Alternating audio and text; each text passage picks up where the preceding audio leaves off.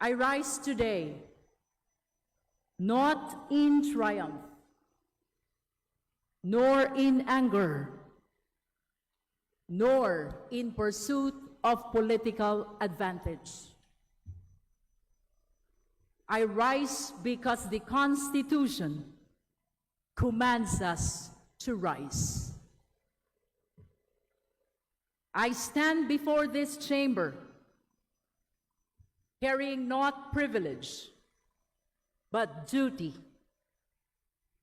Isang mabigat na tungkulin na ipinagkatiwala sa atin ng saligang batas at ng sambayanang Pilipino. Sa mga pagkakataong gaya nito, sinusubok hindi lamang ang isang opisyal,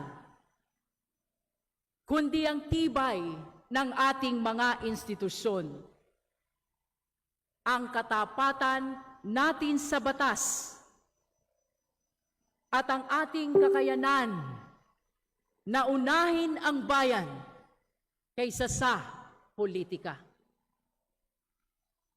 On behalf of the Committee on Justice, and in faithful compliance with our constitutional mandate, I rise to sponsor Committee Report number 261, together with House Resolution number 989, setting forth the articles of impeachment against the Vice President of the Republic.